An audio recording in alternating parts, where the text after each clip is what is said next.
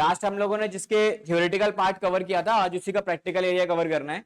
ठीक है, टॉपिक का नाम क्या था हमारा? Issue of debentures as a collateral security. ठीक है, आज हम उसी का ना प्रैक्टिकल एरिया कवर अप करेंगे। प्रैक्टिकल में कैसे करना होता है, क्या करना है, वो सारी बातें हमें सीखनी है आज। ठीक है, तो आ जाओ प्रैक्टिकल की बात करते हैं। तो प्रैक्टिकल की रिकॉर्डिंग करते टाइम ना मुझे 3-4 तरीकों से हम लोग इसे रिकॉर्ड कर सकते हैं। ठीक है, सॉरी, 2 ऑप्शन हमारे पास होता है रिकॉर्डिंग के। पहला option, when company decided to record the general entries, record the journal entry। ठीक है, टॉपिक का नाम issue of debentures as collateral security. पहला पॉइंट हमारे पास क्या है कि कंपनी ये चाहती है कि भाई हमें क्या करना है, जो भी ट्रांजैक्शन हुई है वो सारी ट्रांजैक्शंस मुझे जनरल एंट्रीज के फॉर्म में रिकॉर्ड करनी है। अब अगर मुझे रिकॉर्ड करनी है तो मैं उसे रिकॉर्ड कैसे करूंगा? ठीक है, क्या सिनेरियो बनता है? तो देखो, एंट्रीज की बात करें तो पहली हमारे पास एंट्री क्या बनेगी? First entry. तो फर्स्ट एंट्री सिंपल सी क्या होती है, आपने बैंक से लोन लिया तो लोन लेने की एंट्री बनेगी bank account debit to bank loan. Let's से ये मैंने बैंक से लोन लिया, कल जो हमने एग्जांपल कवर अप किया था, हमने वहां पे लोन कितने का लिया था? 10 लाख रुपीस का। यहां पर भी हमारे पास एरिया कितना है कि हमने 10 लाख रुपए का बैंक से लोन लिया। पहली एंट्री क्लियर है। अब पहली एंट्री करने के बाद पॉइंट आता है कि सर सेकंड एंट्री में क्या करना है? तो सेकंड एंट्री में आप क्या कर रहे हो, यहां पर आप जो डिबेंचर्स दे रहे हो एज ए कोलेटरल सिक्योरिटी, मुझे उसी की एंट्री पास करनी है। केस भी यही है। क्या बोला क्वेश्चन ने कि कंपनी ये चाहती है कि वो रिकॉर्ड करे, क्या रिकॉर्ड करे? जनरल एंट्री रिकॉर्ड करे for issue of debentures, for issue of debentures. भाई जो भी ये डिबेंचर्स दिए गए हैं, जो भी ये डिबेंचर्स इशू किए गए हैं, मुझे इसकी एंट्री पास करनी है। तो इसकी एंट्री पास कैसे करोगे? तो पॉइंट आता है कि सर ये लाइबिलिटी, ये जो इशू ऑफ डिबेंचर्स है, ये एक तरीके की लाइबिलिटी है मेरे लिए। तो लाइबिलिटीज हमेशा किस तरफ आती है मेरी? बैंक से पहले लोन लेंगे, लोन के बदले में जो सिक्योरिटी दी जाती है, तो पहले लोन लिया जाएगा, लेने के बाद उन लोन को सिक्योर करने के लिए क्या होता है, हमें डिबेंचर्स देने पड़ते हैं। तो पहली एंट्री लोन की हो गई, 10 लाख का लोन लिया। लोन लेने के बाद अब हम बैंक को क्या दे रहे हैं? डिबेंचर दे रहे हैं। तो डिबेंचर दे रहे हैं तो डिबेंचर एक तरीके से क्या है, मेरी लायबिलिटी है। तो यहां आ जाएगा percentage debenture account credit side पे।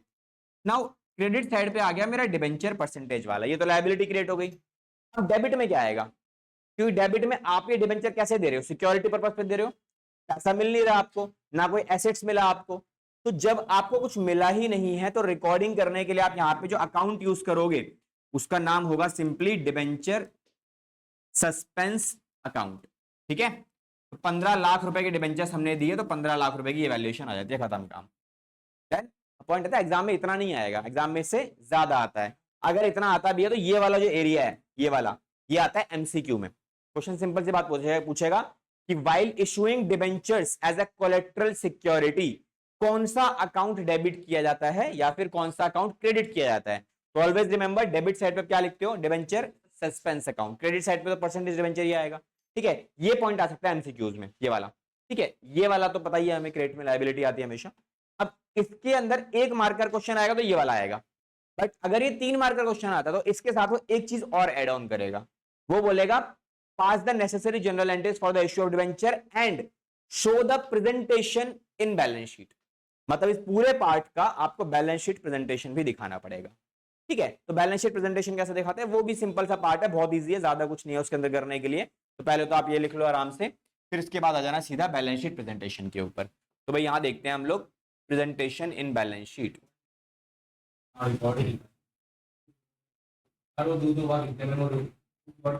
प्रेजेंटेशन इन बैलेंस शीट कि भाई ये सेम चीज का अगर मैं बैलेंस शीट में प्रेजेंटेशन दिखाऊं तो बैलेंस शीट में कैसे प्रेजेंट होगा? तो बहुत सिंपल तरीके से प्रेजेंट होता है, ज्यादा कुछ नहीं। क्या? हाँ, इसकी 2 एंट्री होती है मेरे पास।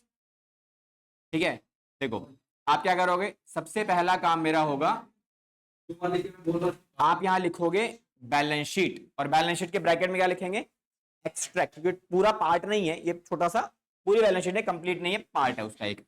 और यहां छोटा सा एरिया बनाओगे आप, जिसमें सबसे पहला पार्ट किसका होता है? ये नोट नंबर का, देन उसके बाद रुपीज, फिर last area which is particulars.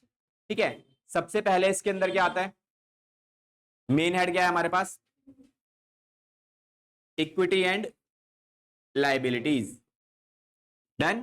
अच्छा, इक्विटी एंड लाइबिलिटीज के बाद ये डिबेंचर्स कहां रिकॉर्ड किए जाते हैं, डिबेंचर्स की रिकॉर्डिंग कहां होती है, बैलेंस शीट में किस हेड के अंदर, बैलेंस शीट की रिकॉर्डिंग करने के लिए आप ये यूज करोगे नॉन करंट लाइबिलिटीज। ठीक है, तो लॉन्ग टर्म लाइबिलिटीज के अंदर इसे रिकॉर्ड किया जाता है, और इसके अंदर किस में आता है, ये लॉन्ग टर्म बोरोइंग्स है। लास्ट क्लास में मैंने आपको थ्योरी में लिखवाया था। ठीक है, लॉन्ग टर्म बोरोइंग्स में नोट नंबर 1, बस ये दिखा देना आप। डन, ये दिखा दिया।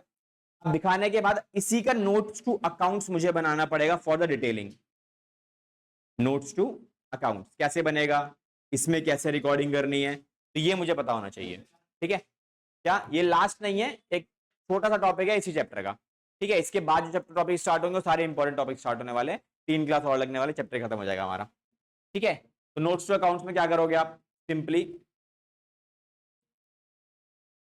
पर्टिकुलर्स, देन उसके बाद रुपीज, ज्यादा बड़ा नहीं बनाना, छोटा सा बनाना है, ये 6 लाइन का काफी है। फिर उसके बाद इधर से सीरियल नंबर, कौन सा नोट नंबर है, नोट नंबर 1, जिसका नाम क्या है मेरे पास, that is long term borrowings. अब लॉन्ग टर्म बोरोइंग्स में क्या आने वाला है, सबसे पहले देखो आपने पूरे बिजनेस के अंदर कितने कर्जे ले रखे हैं, लाइबिलिटीज कितनी है अभी तक, अभी तक के पार्ट में बस 2 लाइबिलिटी है। पहली लाइबिलिटी जो मेन लाइबिलिटी है which is bank loan, bank से लोन लिया हुआ है, वो तो एक लाइबिलिटी है ही मेरे लिए। कितना परसेंट, कितना उसका अमाउंट कितना है, 10 lakh. This is actual liability, तो इसे तो हम प्रॉपरली यहां रिकॉर्ड करेंगे ही करेंगे, दैट इज बैंक लोन। ठीक है, तो ये तो मेरे पास आएगा ही आएगा बैंक लोन के नाम से, विच इज कितने का, ये 10 लाख रुपीस का। ठीक है, तो ये हम रिकॉर्ड कर लेंगे। इसके बाद नेक्स्ट पार्ट हम लोग देखते हैं, नेक्स्ट पार्ट में क्या क्या चीजें हमारे पास अवेलेबल है। हो गया, चलो देखो अब आ जाओ आगे। बैंक लोन तो मेरा हो गया। बैंक लोन के बाद अगला मेरा पार्ट किस चीज का है, अगली लाइबिलिटी का नाम क्या है मेरा, परसेंटेज डिबेंचर। तो यहां पर हम क्या मेंशन करने वाले हैं, इधर लिखेंगे हम सीधा सीधा यहां पे परसेंटेज डिबेंचर। अब क्वेश्चन यहां आपको बताएगा कि परसेंटेज डिबेंचर कितने वाले हैं। अब मुझे एक बात बताओ, क्या परसेंटेज डिबेंचर का जो वैल्यूएशन है दैट इज 15 लाख रुपीस, क्या ये मेरी एक्चुअल लाइबिलिटी है, नहीं। तो एक्चुअल लाइबिलिटी जो थी वो बैंक लोन की थी, जो मुझे एक्चुअली किसी को वापस करना है। ठीक है, तो वो तो मैंने उठा के सीधा बाहर डाल दिया। बट ये परसेंटेज डिबेंचर में जो 15 लाख रुपए का अमाउंट है, ये एक्चुअली लाइबिलिटी नहीं है, बट एंट्री पास कर रखी है, इसीलिए मुझे इसका प्रेजेंटेशन दिखाना पड़ेगा। तो मैंने क्या किया, मैंने इसको यहां रिकॉर्ड नहीं कर सकता, मैं इसे क्या करूंगा, अंदर रिकॉर्ड करूंगा, कितने रुपए का अमाउंट, 15 लाख रुपीस का अमाउंट। डन। अब इसमें से हम माइनस करेंगे क्या, डिबेंचर सस्पेंस अकाउंट। तो मैंने क्या किया भाई, 15 लाख रुपए की जो लायबिलिटी मैंने क्रिएट की थी, उसे मैंने उसी के एसेट से सेटल डाउन करके इसकी वैल्यू डाल दी नील। तो मेरी जो मेजर लायबिलिटी है वो कितने की है, 10 लाख रुपीस की। ये हमारा क्वेश्चन हो गया कवर्ड। अब आपका एक काम करना है, आपको यहां पे नीचे नरेशन में मेंशन करना पड़ेगा, नीचे नोट्स में। ठीक है, यहां मेंशन करना पड़ेगा कि भाई आपने ये डिबेंचर जो 15 लाख के दिए वे कितने डिबेंचर हैं, क्या है। यहां आप मेंशन करोगे 15,000, जैसे लेट सपोज 9% है, 15,000 9% debentures of ₹100 each issued against a bank loan of ₹10 lakh. तो क्या हुआ, जब भी कोई बैलेंस शीट रीड करेगा हमारे बिजनेस की, तो उसे ये पता लग जाएगा कि भाई ये जो डिबेंचर्स इशू किए गए ना, ये वाले डिबेंचर्स, ये डिबेंचर एक तरीके की सिक्योरिटी है इसके अगेंस्ट। ठीक है, तो मेरे जो इन्वेस्टर वगैरह हैं उनको एक इंफॉर्मेशन मिल जाती है इस चीज को, जब वो चेकआउट करेगा तब। ठीक है, इसका इतना सही काम है, आपको यही काम करना होता है, बस खत्म बात।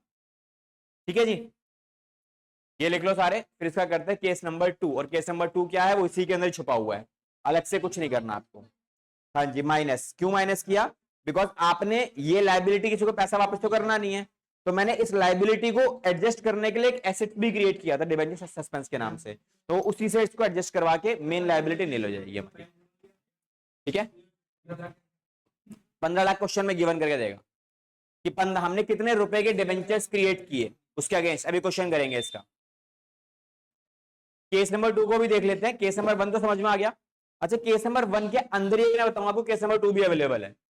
ठीक है, केस नंबर 1 क्या है हमारे पास? केस नंबर 1 के बारे में क्या सीखा अभी आपने? क्या क्या लिखा है केस नंबर 1 में? जब कंपनी क्या चाह रही है, when company decided to record the general entries for issue of debentures. कंपनी ने क्या बोला कि भाई हम इशू ऑफ डिबेंचर्स की एंट्री रिकॉर्ड करना चाहते हैं। तो केस नंबर 2 क्या बनेगा? When company decided not to record the general entries for issue of debenture. मतलब कंपनी बोल रही है भैया डिबेंचर तो इशू कर रहे हो, ये सिक्योरिटी आप दिखा रहे हो, लेकिन इसे ना बैलेंस शीट में वो जनरल एंट्रीज में नहीं दिखाना चाहते। तो आप अगर नहीं दिखाना चाहते तो पहली चीज तो हमारी क्लियर है कि भाई ये एंट्री पास नहीं होगी, हमें जनरल एंट्री रिकॉर्ड ही नहीं करनी। देन अच्छा, यहां से अगर ये गायब हुआ तो बैलेंस शीट के ट्रीटमेंट में क्या गायब होने वाला है? तो बैलेंस शीट का ट्रीटमेंट पहला वाला एरिया बिल्कुल सेम रहेगा। अच्छा, पहले वाले एरिया में यहाँ पे 10 लाख रुपीज का अमाउंट आएगा कि 10 लाख रुपीज की मेजर लायबिलिटी मेरी 10 लाख की ही है। ठीक है, अच्छा इसमें से क्या गायब होने वाला है? पहला पोर्शन सेम रहेगा, ये वाला एरिया एग्जैक्टली सेम, कोई चेंजेस नहीं आएंगे। बस यहां पर जब आप ये क्रिएट करोगे तो इस वाले पार्ट में आपका, जब मैंने एंट्री रिकॉर्ड ही नहीं करी तो ये वाला एरिया पूरा गायब हो जाएगा, ये पूरा एरिया आपका खत्म। डन, दैट्स इट, यही पार्ट है आपका। This is a case number 2। ठीक है, हाँ जी, केस नंबर 2 इतना ही है आपके पास, ये बना लो। केस नंबर 2 में क्वेश्चन ये बोलता है कि भाई हमें एंट्री रिकॉर्ड नहीं करनी। क्या नरेशन तो आएगी, बिकॉज इस बैंक लोन के अगेंस्ट में ना डिबेंचर पड़े हुए, कहीं तो दिखाओगे ना शेयर होल्डर को। ठीक है, ये आएगा, क्वेश्चन देगा आपको निकाल के कि भैया मैंने लायबिलिटी, ये मतलब ये लोन जो है ना ये वाला, ये सिक्योर्ड है और इसके अगेंस्ट में यहां लिख के दे दिया कि 15 लाख रुपए के लोन, 15 लाख रुपए के डिबेंचर्स दे रखे हैं, लेकिन अकाउंट नहीं खोला कोई भी, उसकी जरूरत नहीं है। ठीक है, दिस इज इट, ये है केस नंबर 2। तो केस नंबर 2 भी लिख लो सारे के सारे से। अब हम दोनों के क्वेश्चंस कवर अप करेंगे। चलो, फर्स्ट वाला आपका हो गया ये वाला। ठीक है, सेकंड वाला पार्ट देख लो एक बार कैसे करना है। सेम ही है बेसिकली, आपने ऑलरेडी एक क्वेश्चन कवर कर ही लिया बारकोड वाला। ठीक है, ये वाला तो आप उसकी तरह ये वाला क्वेश्चन करना है। बट क्वेश्चन में क्या बोला गया है, यहाँ क्वेश्चन ने कह रहा है एस लिमिटेड हमारे पास कंपनी है जो क्या करती है, obtained loan of rupees 5 lakh. इसने क्या किया है, 5 लाख का लोन लिया है। किससे लिया है ये? एसबीआई से। रेट ऑफ इंटरेस्ट उस बैंक लोन का कितना है? 10% का है। Next, the company issued 7.5 lakh रुपए का 10% वाले डिबेंचर्स, 100 रुपए का एक, in favour of SBI as a collateral security. आपका काम एंट्रीज पास करो दोनों केसेस में। पहले पार्ट में क्या लिखा है कि अगर कंपनी रिकॉर्ड नहीं करना चाहती तब आप क्या करोगे। सेकंड केस में अगर कंपनी इश्यू ऑफ डिबेंचर्स का डाटा बैलेंस शीट में, जनरल एंट्री में रिकॉर्ड करना चाहते हैं तब आप क्या करोगे। ठीक है, तो पहले काम करो, जब हम रिकॉर्ड करना चाहते हैं तो रिकॉर्ड क्या करेंगे। फर्स्ट वाला पॉइंट क्या था, जब रिकॉर्ड नहीं करना चाहते। तो चलो एक बात करते हैं, फर्स्ट वाला तो हमारा हो ही चुका है। सेकंड वाले में देखो, तो सेकंड वाले की पहली एंट्री क्या होगी अपनी, bank account debit to 10% SBI loan. Loan किससे लिया आपने वो भी आएगा। कितने का लोन लिया है? 5 लाख का। तो यहां वैल्यू आएगी आपकी 5 लाख रुपए। पहली एंट्री कंप्लीट है, लोन लेने की एंट्री हो गई। सेकंड एंट्री में क्वेश्चन ने क्या बोला है कि भाई मुझे डिबेंचर्स जो इशू किए ना उसकी एंट्री भी करनी है। तो क्या लिखोगे आप, debenture suspense account debit to 10% percentage debenture. इसका अमाउंट कितना आएगा? 7.5 लाख रुपए। कि 5 लाख के लोन के अगेंस्ट हमने कितने की लायबिलिटी क्रिएट की है? 7.5 लाख रुपए की। ठीक है, अब इस पूरे का प्रेजेंटेशन मुझे कहां दिखाना है? यहां प्रेजेंट करना है। तो बैलेंस शीट में सबसे पहला एरिया किस चीज का आता है? यहां रिकॉर्ड करोगे आप major head which is equity and liabilities. अब इक्विटी एंड लायबिलिटीज में जो मेन पार्ट है वो किस चीज का है मेरा? That is non current liabilities. और इसके अंदर हम रिकॉर्ड करते हैं किस चीज को? लॉन्ग टर्म बोरोइंग्स को। लॉन्ग टर्म बोरोइंग, कितने की लॉन्ग टर्म बोरोइंग है मेरी? Main liability that is 5 lakh. ठीक है, हालांकि लायबिलिटी मेरी दो है, एक लायबिलिटी मेरी किस चीज की है, ये वाली, और एक लायबिलिटी ये वाली है। बट इसको हम कहीं भी रिकॉर्ड नहीं करेंगे बिकॉज ये एक तरीके का क्या है, सिक्योरिटी वाला पार्ट है उसको रिकॉर्ड नहीं करना, बस इतना काम करे छोड़ देना। ये हमारा हो गया। बैलेंस शीट दोनों ही केस में ऐसे बनती है, केवल नोट्स टू अकाउंट्स में थोड़ा सा डिफरेंस देखने को मिलेगा आपको, जहां पर आप क्या लगाओगे, serial number, long term borrowing. अब लॉन्ग टर्म बोरोइंग में क्या क्या आएगा, सबसे पहले आप लिखोगे 10% एसबीआई लोन। लोन कितने का है, 5 लाख का। देन उसके बाद परसेंटेज डिवेंचर हमारे पास कितने रुपए के हैं, 10% परसेंटेज डिवेंचर, इनका वैल्यूएशन है मेरा 7.5 लाख का, ये हम डाल देंगे। माइनस इसके अंदर से हमारा डिवेंचर सस्पेंस अकाउंट का सेम वैल्यू माइनस कर दोगे आप, वैल्यू बचेगी nil. Then at last just make a total and आपकी एक्चुअल लायबिलिटी आ जाएगी 5 लाख की।